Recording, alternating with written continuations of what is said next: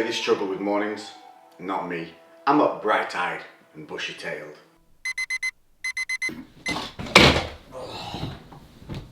I found meditation to be key to making a stronger body and mind.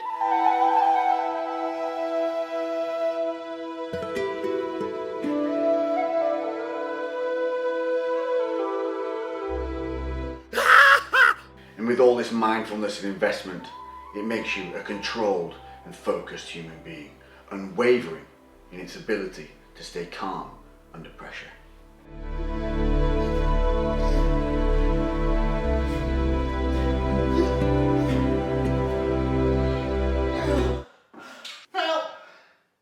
I spare no expense when it comes to recovery.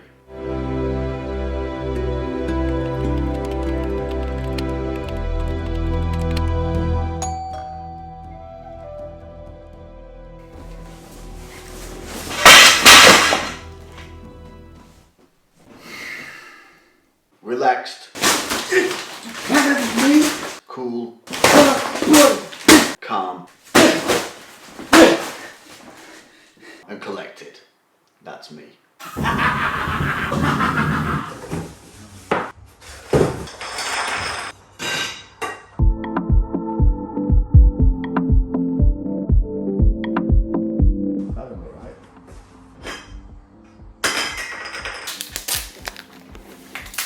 This is the high quality craftsmanship of 60 quid sauna systems from China.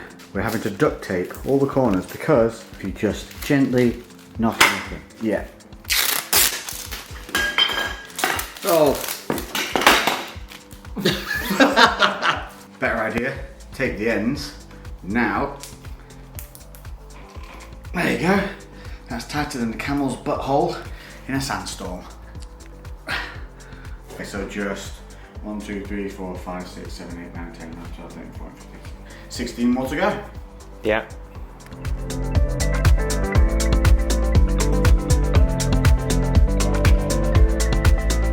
"27 ends later, and we're fully back into rebuild mode. China, learn, learn.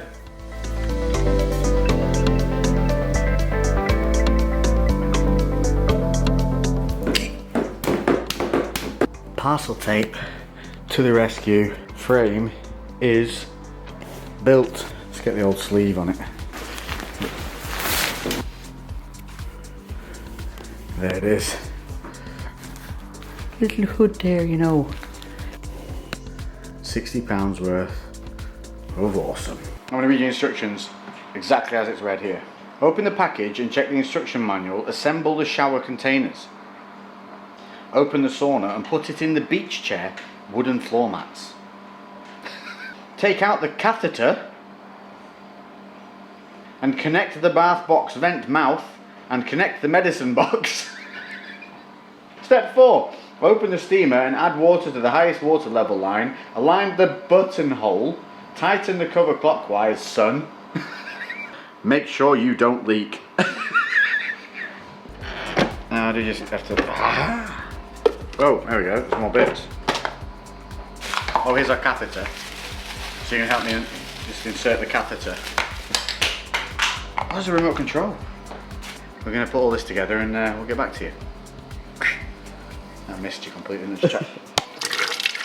It says to fill it up to 2 litres. So that's what we've done. Plug, however, is super short. Shorter than a kettle plug. Useful. Right, we'll plug that in. B.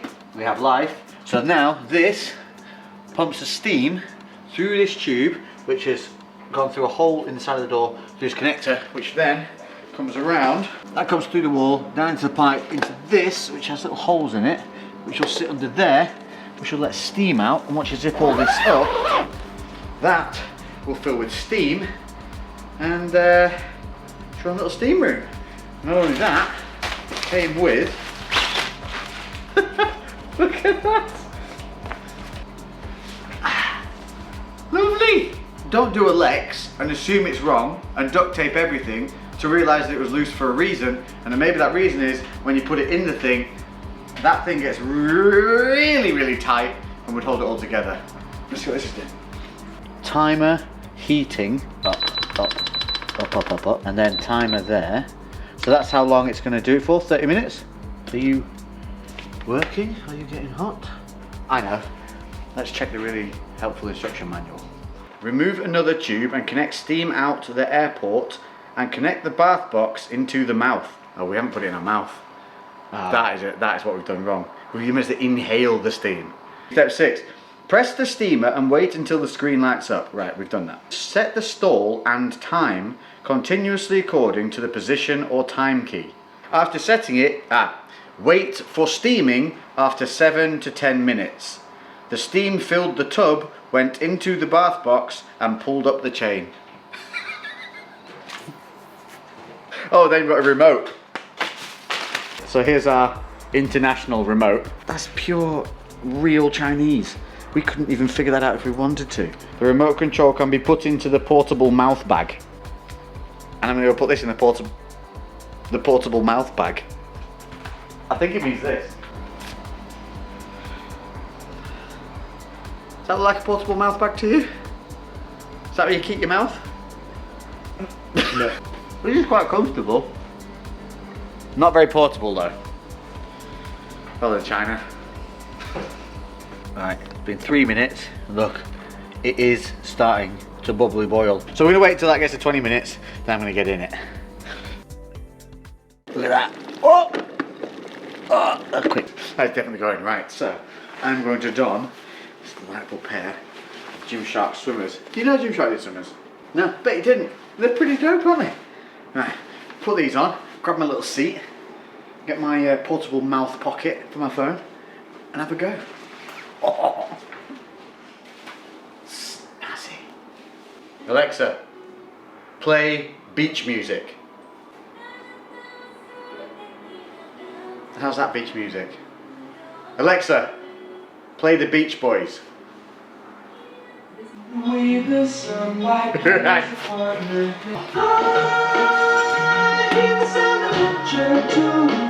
Alexa, pause. Because of copyright. Right. I'm going in.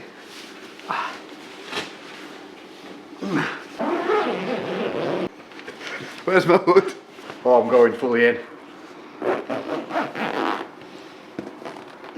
Oh, I can feel the steam. Where's the little pocket? Oh, there it is. Oh, it's right under my butt. Oh, let's move that. Whoa. Oh yeah, I can feel that. That's getting. Oh, it's getting warm. It's like a T-Rex. I've got itchy nose. Netflix. My name is Mike Hall. Over the last 40 years, against better judgment, I managed to amass. Just put these in my portable mouth breather. They're steaming up. It's getting so warm in here. There's one thing you don't do. The little steamy bowl they put in the beginning, don't kick it. Definitely don't kick the little bowl that's in here with you. Got a very burnt left ankle right about now. Very burnt. Squealed like a pig. Shame you didn't have the camera. Reenactment. Kick. Ah!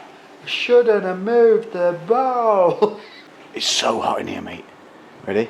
Yeah. See if it flies out or not. Can you see that? Oh, it does. You see that? Oh, it's so warm. It's up to my. It's more on my left side than my right because we've got the bowl on the left side, but I'm not touching it again. I'm not touching it again. My left foot is so burnt. Burnt on my heel. Woo! Woo!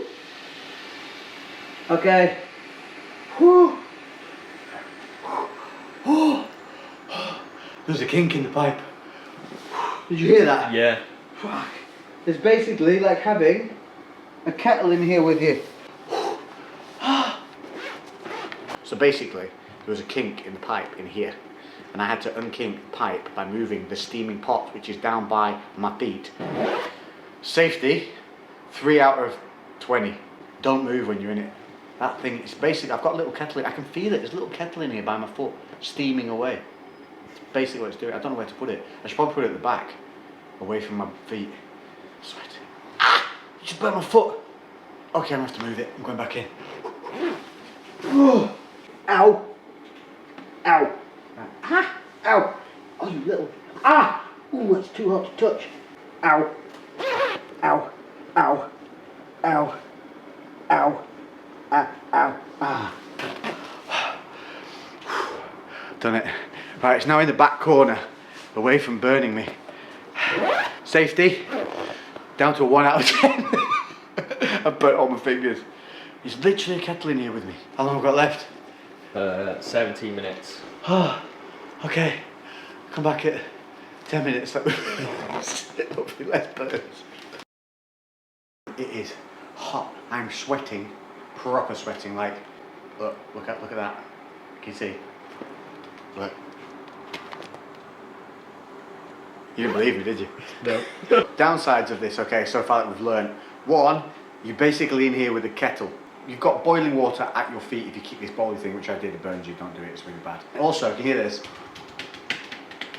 Yeah, that's water, all that's condensing and running down to the bottom. So this thing is going to have a puddle in it by the time we're done. And we decided that if you wanted to, you could definitely get inside this. You could pull this hood down and just put your head inside and sit in it like a full-on steam room. Definitely could. And I think I would probably do that. I think what you'd use this for is you get down in the morning, put some meditation music on, set the timer, and then get in, do your meditations while getting steamed, then jump straight out into a cold shower, and you'll be good for the day.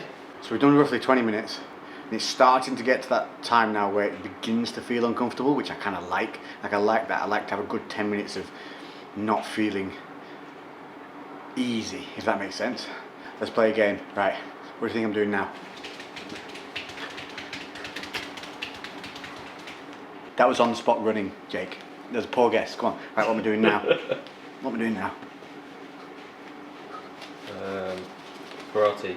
Nearly. Taekwondo. No. When have I ever done taekwondo? Jogging. No, shadow boxing. Okay, what am I doing now?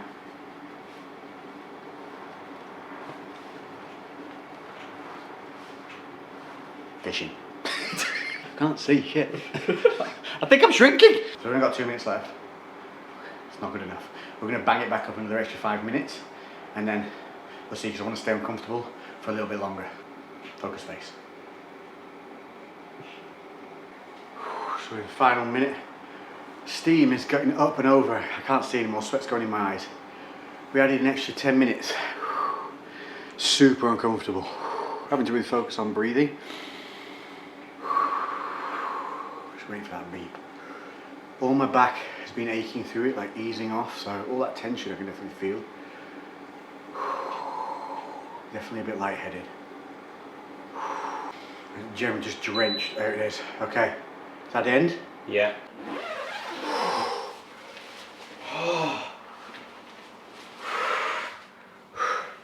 So that's 20 to 35 minutes in the wet heat. See all the water. That's what I was burning myself on. I kept trying to move this with my foot, and it was pumping heat out the sides, and it just burns you the moment you try and touch it. Oh, nice. Look at this.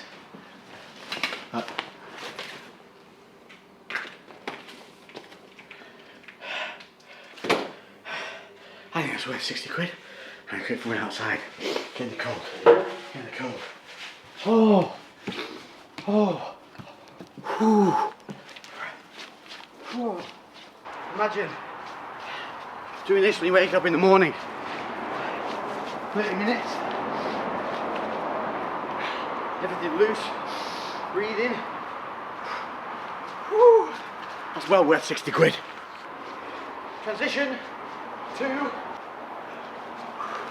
the gym. So we're in and we're back on a new week, and this is the Mind to Muscle week. This is one that is one of my favorites out of the 3-week rotation that we're doing. If you haven't seen what we've already done, make sure to go back through the series to check out the volume week and the heavy week.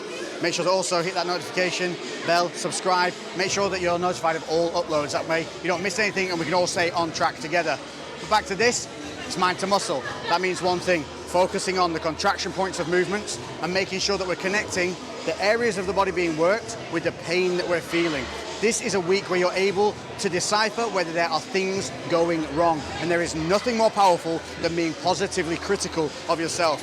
If you can find that you're doing something wrong, that is amazing, because it means that you can fix it and you will start to see gains straight away from those fixes. So today, what we're going to be doing, we're going to be focusing on biceps, shoulders, and chest.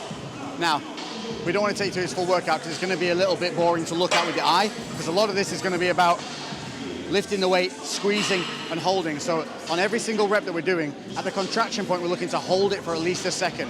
The reason that we're doing that is to make sure that we're focusing where that weight is being loaded. A lot of the time when people are training, what they're doing is they're shifting the weight from point A to point B. And they think by just moving that weight through a range of motion that they're working the muscle. You want to be lifting the weight rather than shifting the weight. And that means focusing on, is the load staying on the muscle the entire time? Is my body posture shifting? Is my body posture, why can't I say that? Is my body posture shifting? Am I lopsided? Is everything balanced? Am I symmetrical? Is my left different to my right? If it feels different, why does it feel different? That is what this week is about. Take advantage of this week. Do not let your ego override your technique. That is the main thing. You lift with intent to focus the load on the muscle being worked. That makes sense here? Sweet, let's crack on. Yeah, I cut it differently. I trimmed it so I could twiddle it. What do you reckon? So now that my twiddle is on point, I'm going to take you through my first set on the biceps. What we want to do is drop the load. You're going to be looking probably around about 60% of what you normally lift. You're going to look to think about, where's all my body posture? How's everything moving throughout every single rep? So every single rep is singular. That is a huge thing to remember. Every single rep is its own movement. There's no follow through. There's no swinging. Everything starts and stops at the base of the movement or the beginning of the movement. So rather than a normal bicep curl like this, which I can do very easily with this weight, I stop at the bottom, I reset, I lift, squeeze, I make sure the focus is on that bicep, not my shoulder, not my lower back. And then I come down with a full negative, focused on keeping the load on the muscle. I stop and restart. And this is going to be the focus of every single rep, of every single workout during this week. And you're not going to be able, if you do this correctly, to get much above 10 reps. God damn. But the other focus here is to not go to complete failure. We want to be stopping at least 1, but really 2 reps prior to that point of failure. So maximize your contraction, maximize the squeeze, but it's all about technique focus. And I promise you, by the end of this week, you're gonna feel like you've been dragged through the ringer, and you're gonna wonder how such lightweight kicked your ass.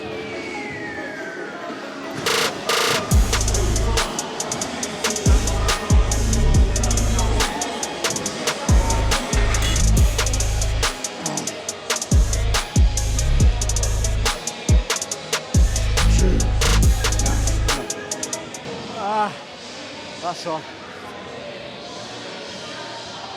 Oh. Holy Toledo. People actually say that. Holy Toledo. Look at the state. So we are 1 exercise in. 1 freaking exercise in. You'll notice if you're paying attention, I started with 15s, dropped to 12.5s. You must be hitting at least 8 reps on these sets. So if you start dropping below that 8 or struggling to hit the 8, remember you need to be 1 or 2 prior to failure. Then you need to drop that weight and let that ego go. This is all about the focus and the contraction. The weight is kind of meaningless. We're not aiming to improve on weights in this week. We're aiming to improve on technique and contraction. That's the reason we're not going to failure, is so that when we go into the next set, we can maintain our technique and we can maintain that form.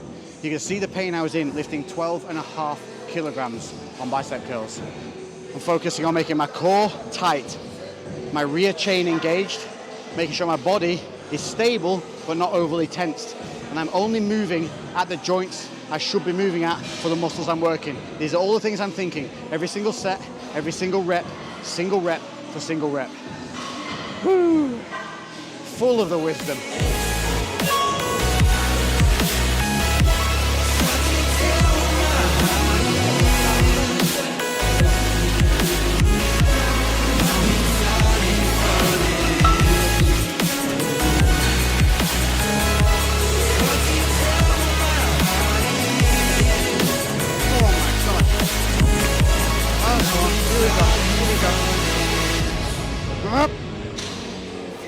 Oh, God. Ridiculous. I have missed this. I also hate this. I'm feel crippled. I feel absolutely crippled. Rest times. It's going to be a little bit like heavy week this. We want maximum concentration. We want the best technique and the best form. And that is going to take rest in between. So you're going to find you get a crazy, crazy pump doing this style of training. So the rest for me is when that pump dissipates just a little bit, where you feel like you can fully extend and flex the joint again, and then you're good to go. But this is going to be an over pump. There's a hell of a lot of mind to muscle, mental boundary breaking going on here. So the mind is going to want you to stop when you're capable of doing a few more good, strict, even one good, strict extra rep, where the mind says no, do one more. But the moment you feel any of this, any kicking, that's where you need to fix that error. Why did that kick happen? Why did that bend happen? Why did I move out of position? And that's what we're here to fix. So that's 10 sets done on biceps, 2 exercises, 5 sets per exercise. Did the normal standing curls with the hammer curls, which is going to help bring in those forearms. But what we're looking for on those biceps was making sure on that full extension, I was flexing my tricep. What is with me spitting today? Honestly, I was looking to flex that tricep on the way down. Every time I felt like I wasn't going to full extension or I questioned it, I made sure I flexed the tricep. Learning these little tricks now is going to help you way later on, and also building those proper mechanics, because again, we're looking to increase our full ranges of motion through this week. We're instilling the mechanics of full ranges of motion under control. Now we're going to move on to chest, and then I'm going to do shoulders. A lot of the time I'll mix and match, so I'll do like a chest, 5 sets, then I'm going to do shoulders, 5 sets, then back to chest, but I'm not doing that because I've been rehabbing this left shoulder. It started to feel really good recently. And what I'm not going to do is pre-exhaust my shoulders, then go onto a chest movement and risk it moving out of position and tweaking again. So it's things like this that you, for whatever your lifestyle, whatever injuries you're dealing with, or whatever things you're dealing with, you're going to have to adapt for those and make sure that you structure your workouts in the best way to protect those areas that you're rehabbing. With that said, let's go cry a little bit more. This one is going to be a chest movement. I'm doing single arms at a time, but what I'm doing here is I'm going to press from here. As I come down with one side, I'm focusing on pressing fully with the other side. So this side is not just relaxed and rest. I'm pressing through this, squeezing that other chest, the other pec on the other side. Then as I come back up, I squeeze both together. Then I maintain that left squeeze as I bring the right side down. So we're constantly pressing upward. We're never releasing what appears to be the resting side. And this is absolutely fantastic for rehabbing bad shoulders, chests that seem to be firing unequally from left to right. And it's going to really help with any imbalances in movement that you find, because you'll be able to feel the difference between the way one side moves compared to the other. But what we're not doing is having that kind of snap at the top. We're taking that out of the movement by maintaining that press, because one of the biggest bad habits that we have during lifting is to get to the peak of the rep and then just snap and let it drop. You'll see a lot of people do chest like this. They come up and then they go, oops, straight back down. And that's because that's the hardest point of the rep. So, same thing, looking for 8 reps each side.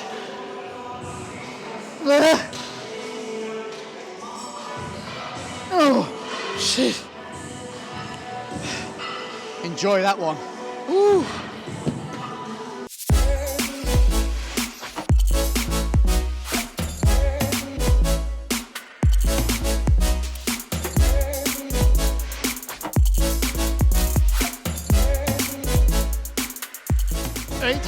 Yep. Oh, Christ. So, what we're really looking to do on those is thinking about, as we drive up with that side that's coming in, we're thinking about pushing the chest across and squeezing it. We're looking for that. See all that activation there on the chest? That's what we're looking to create with every squeeze that we come to the top and hold. So if I was to come up to the top here, as I release that left side, that right side stays tense like that. I don't let it go. Yeah, it stays, boom, and then rinse and repeat. So this is really cool. I've come to the machine that I'm going to be using, and it's nicely preloaded for me with a weight that I don't need. You know what the most underused exercise in the gym is, Jake? This. Amazing. What I'm looking for here is the machine to be doing a lot of the stabilizing for me. And like I said before, because I had that shoulder, I'm going to come on from a free movement onto basically a supported movement. What that's going to help me do is focus on keeping my shoulders in a specific position and place.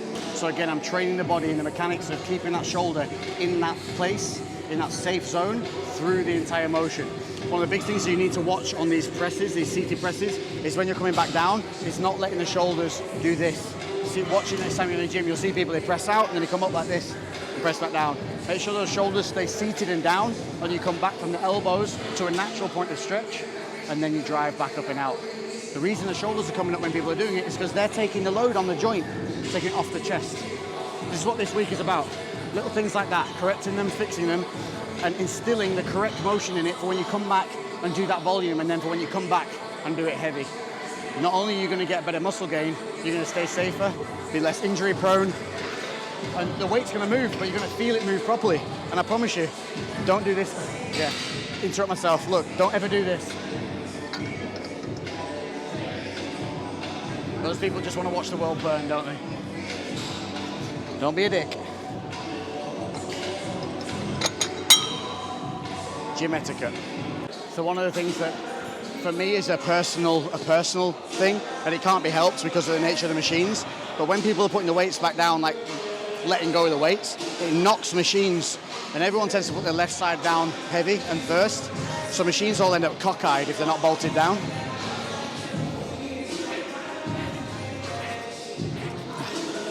So I'll always straighten up the front end, because I know that if I don't do that, I'll push towards the wall in front of me, which is straight, and the machine's off, and that ends up giving me a leading side, even though I don't think I've got one. It's just one of those things that you notice. So yeah, so maybe try that if you ever have machines that are a bit cockeyed or a bit off from a wall. Don't look at the wall, look at the seat in front of you, the edge of the seat. Just do a little bit of extra back. Oh, shit balls. I broke the floor. Shh. Don't film that, bro. Well, at least it's straight. So on here, what I'm looking to do is maximize the potential of this machine. So this is going to enable me to sit my shoulders deep, get my core engaged, glutes engaged, get that body locked in tight. I'm thinking about rolling my lats under my armpits, and I'm going to come back. And look, what I'm not letting happen is this. Keep those shoulders down, and I drive back out. Boom. Let those elbows track back and down, and then back out. Ooh, nice. Squeezing at the top. Focus. Squeeze. Keep that load off the shoulders. Keep it on that chest. Use that activation you just created in the previous exercise. Come on.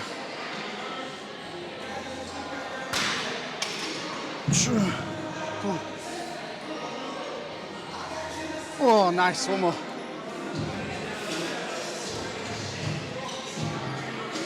Oh. Woo. Now you know how to work them boobies properly. Let's go. Yeah, what's up with it? Do it cause I love it and I stuck with it. We ain't with the subbing in the cut with it. Please none of the talks, I heard enough of it. Like, what you gonna do? Where you at? Who you with? You ain't really about this, don't talk about it. Really on the move, on the map, never slip. Keep your hands to your lips, don't talk about it. Real eyes, real lives all the time. Stand on it, if we said it, we don't walk around it. Loose lips, sink ships, red cup, blue strips, new phone, who this? No, we don't allow it. Really on go, I don't know what's an off day. Now we on road, came from smoking in the hallway. Now we got shows, boys feeling like Broadway. Always look both ways, even on a crossway. Driving down Cross Bay, out town Barclays. Really on big teams. Oh,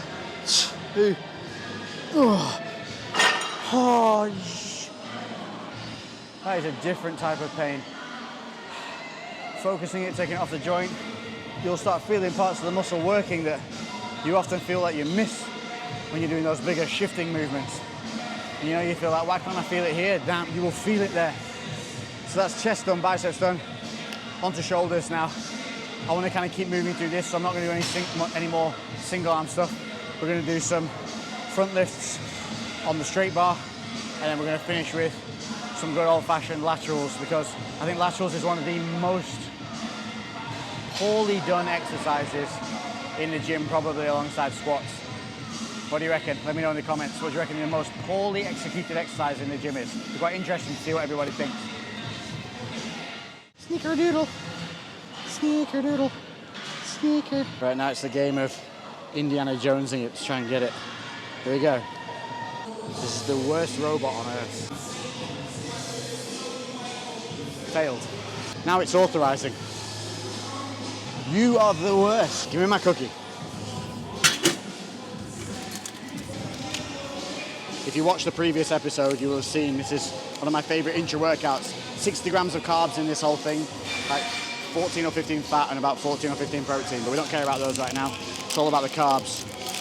I don't quite need 60, so in the sugary sharedness, put it in your face. There you go, lovely. Sharing is caring. Roll grub.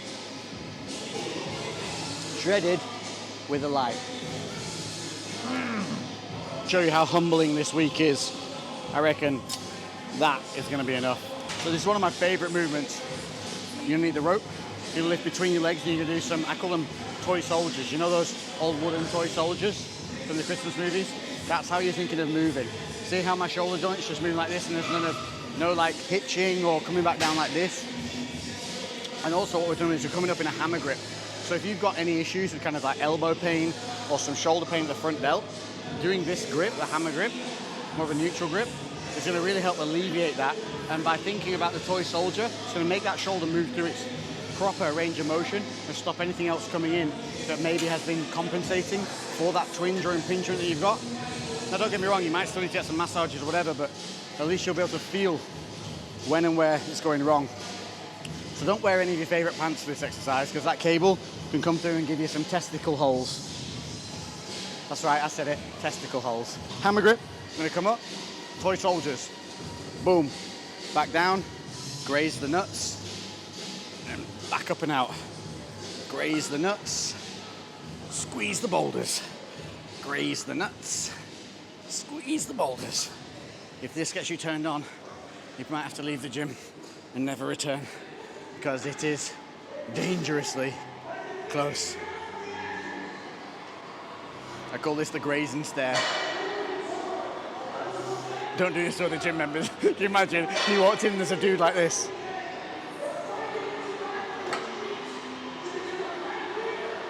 Focus, focus, focus!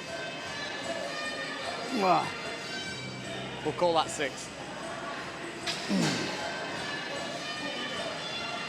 Core, keeping that core tight as well, massively important. A lot of things people do here is they'll kick the hips around, let them move.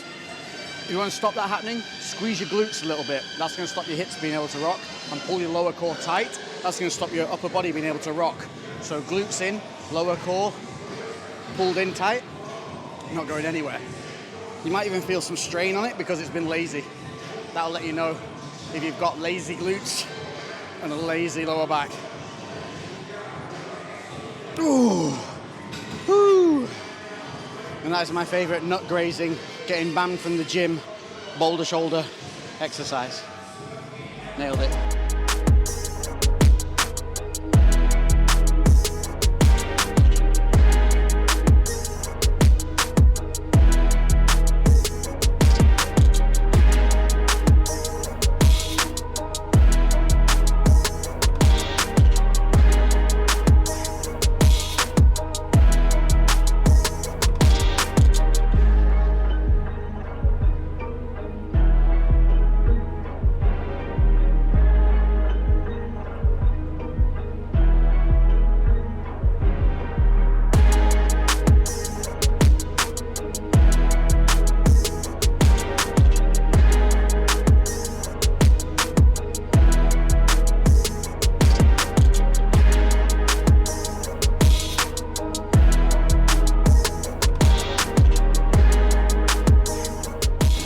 Final one, we're going to do laterals like I said.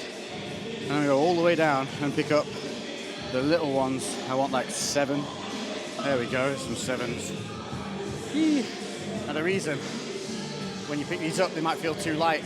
By the time you've done pause reps, almost effectively, they're kind of like a pause rep. With laterals, the stability and the struggle to hold it up there without letting your body posture change is huge. And this is the difference I want you to feel when you start this week. Get those weights to the top and make sure that body doesn't rock, bounce, move, hitch, throw itself offline. Keep yourself like a rock in the middle and let those joints move on the outer edges through the ranges that they should be moving through. tips on this. We're going to be a guest. I'm by no means a professional, but I know what's helped me with my dicky shoulders at a certain time, and that is to make sure that I start right so I finish right. And that's true with everything. Start right, finish right. Don't start with them out here, suddenly throw them out to the side, and then wonder why you're not coming back to the right start and stop position. I have the dumbbells slightly in front of me with my kind of these knuckles just resting on my thigh. What I'm going to look to do is I'm going to look to come out in front of the body, not directly to the side. So if I'm here, that's where it comes out to. You'll also notice that the dumbbell not higher than my elbow. So I'm lifting from my elbow. So from here, elbow comes up, and that's where I'm focusing on lifting from, here. If I focus on lifting from the hand, I'm going to kick that hand higher than the elbow, and that's what we see a lot of. We do not want that. That's putting stress on the bicep and the elbow and off the shoulder. So from here, lift the elbows up, and squeeze and back down. And by squeeze, what I mean is keep your fucking shoulders down. Don't do this. That's a goddamn trap movement. Relax your neck, lift, and don't let those traps engage. Look how easily I can talk whilst doing this because my neck is relaxed and I'm focusing on that elbow lift, and my hands are just meat hooks. You'll almost notice I'm flexing a little bit at the wrist. Because this is not a heavy weight, I don't have to worry about that damaging my wrist, and I can absolutely relax those hands and focus on lifting purely from the elbow and keeping that focus on the shoulder. I'm also doing the same thing as I did before. I'm activating my glutes, I'm pulling my core in tight, keeping my chest up, neck relaxed. If partway through you need to stop, reset, loosen everything off, do it. Do it every 2 reps if that's what it takes. But start fixing the shit that's gone wrong.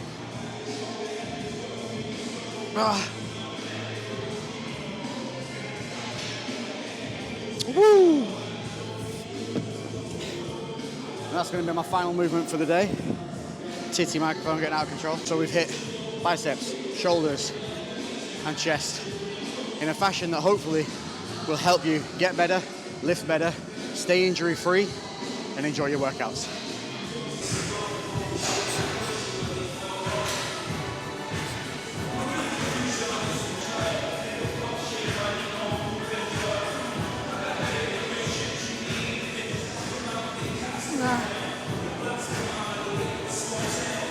Ooh, hell yeah.